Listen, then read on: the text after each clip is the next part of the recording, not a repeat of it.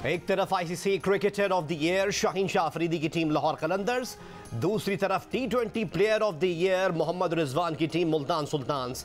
कौन मारेगा बाजी? मुकाबला शुरू होने में बस आधा घंटा बाकी। पंजाब हुकूमत के तर्जुमान हसन खावर लाहौर कलंदर्स की जीत के लिए दुआ गो।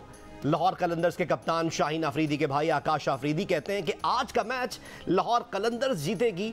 कप्तान शाहीन अफरीदी भी बहुत खुश और पुरजोश हैं।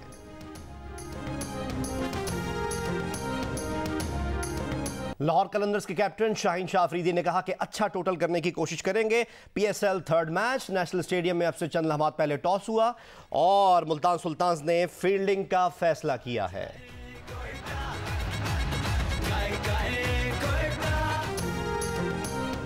लाहौर कलंदर्स जीतेगी या मुल्तान सुल्तान्स? दूसरे मैच में कराची किंग्स बाजी पलटेगी या कोयटा ग्लैडिएटर्स?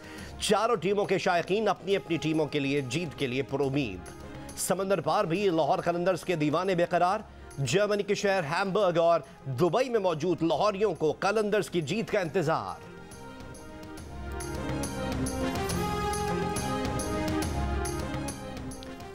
वजीर आजम इमरान खान कहते हैं मगरिब में कश्मीर से मुताल्लिक जानबूझकर खास खामोशी है। मकबूजा कश्मीर में 90 लाख अफराद बदतरीन हालात में खुली जेल में रह रहे हैं। 40 साल बाद अफगानिस्तान में अमन का मौका मिला है। आलमी बरादरी को अफगानिस्तान की सूरत हाल को समझना चाहिए।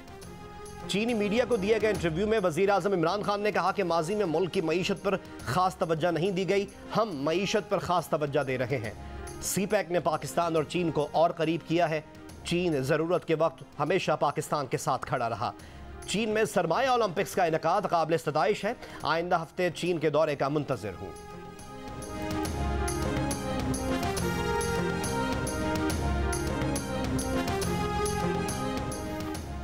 पीटीआई रहनुमा जमशेद इकबाल चीमा कहते हैं कि पंजाब में 7 करोड़ लोगों के लिए आटा फराहम किया जा रहा है।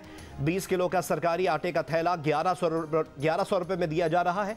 मार्केट में आटे की फराहमी जारी रखेंगे। सिंध में मॉनिटरिंग सिस्टम ना होने के बायस आटा महंगा है।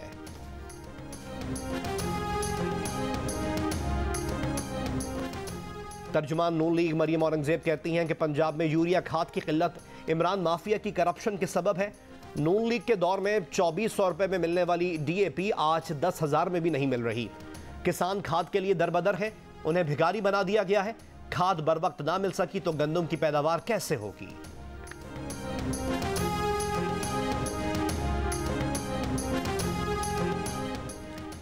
हम इख्तियारात का रोना नहीं रो रहे, काम करके दिखा रहे हैं।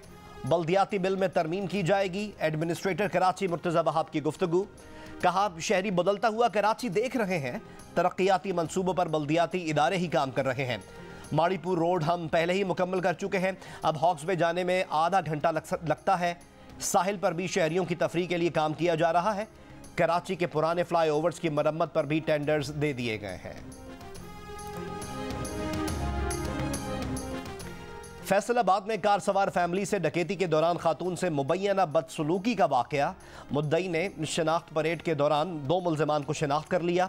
मुद्दई के मुताबिक पुलिस की जानिब से कोई दबाव नहीं, जिनसी ज्यादती नहीं, सिर्फ डकैती हुई।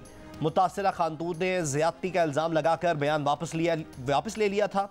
डकैत गैंग ने कार छीनने, घरों में डकैती और राहजनी की 28 वारदातों का एतराफ़ किया।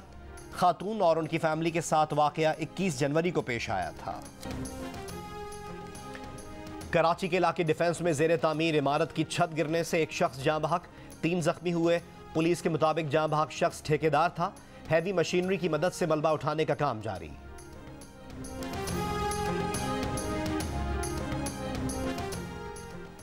साबिक सीनियर ब्यूरोक्रेट तस्नीम अहमद सिद्दीकी कराची में इंतकाल कर गए। उनकी उम्र 82 बरस थी। तस्नीम अहमद सिद्दीकी ने 1965 में सिविल सर्विस ज्वाइन की थी। कम आमदनी वाले तबके के लिए कम लागत हाउसिंग स्कीम उनकी नुमाया खिदमात में शामिल हैं। इन खिदमात पर तस्नीम अहमद सिद्दीकी को फिलिपाइन के मशहूर रामोन मक्सेसे अवार्ड से भी नवाजा गया। मरहूम के सोगवारान में बेवा, 2 बेटे और 1 बेटी शामिल। तस्नीम अहमद सिद्दीकी की नमाज जनाजा कल बाद नमाज ज़ोहर अदा की जाएगी।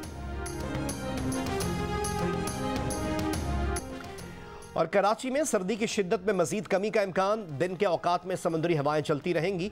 महकमा मौसमियात की आइंदा 2 रोज़ में कम से कम दर्जा हरारत 15 से 18 डिग्री सेंटीग्रेड रहने की पेशगोई। है।